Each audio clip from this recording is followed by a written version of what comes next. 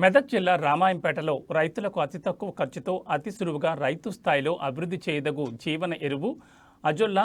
ఇది నీటి యొక్క ఈ మొక్క వల్ల రైతులకు బహుళ ప్రయోజనాలున్నాయి. దీని సాగు విధానం వివిధ పంటల్లో జీవన ఎరువుగా వాడడానికి అతి తక్కువ ఖర్చుతో అందుబాటులో గల జీవన ఎరువు. ఈ జీవన ఎరువు వాడకంపై రైతులకు వ్యవసాయ శాఖ ద్వారా విస్తృతంగా అవగాహన కల్పించడం జరుగుతోంది. అందులో భాగంగా ఇన్ఛార్జ్ వ్యవసాయ సంచాలకులు రాజ్ నారాయణ మాట్లాడుతూ, అజొల్లా జీవన ఎరువు ఇది నీటి మొక్క గాలిలోని నత్రజనిని మొక్కలలో నిక్షిప్తం చేసుకుని నేలకు నత్రజనిని అందించడం జరుగుతుందన్నారు. ఈ మొక్క యొక్క ఆకులో అనబేనా అనే నీలి ఆకుపచ్చ నాచు సహజీవనం చేయడం ద్వారా గాలిలోని నత్రజనిని మొక్కలో నేలలో స్థిరీకరించడం ద్వారా రైతులకు నత్రజని సంబంధ ఎరువులు ముఖ్యంగా యూరియా వాడకాన్ని 10 నుండి 15 కేజీల వరకు తగ్గించుకునే అవకాశం ఉందని తెలిపారు. మోతాదుకు మించి రసాయన ఎరువులు వాడడం ద్వారా రైతులకు పెట్టుబడి ఖర్చులు పెరగడంతో పాటుగా చీడపీడల ప్రభావం ఎక్కువగా ఉంటుందన్నారు. దీన్ని నివారించాలంటే ప్రత్యామ్నాయంగా సహజ పద్ధతిలో నత్రజనిని నేలకు అందించే ఈ అజొల్లా మొక్క ఎంతో ఉపయోగపడుతుందని రైతులకు రాజ్ నారాయణ సూచించారు.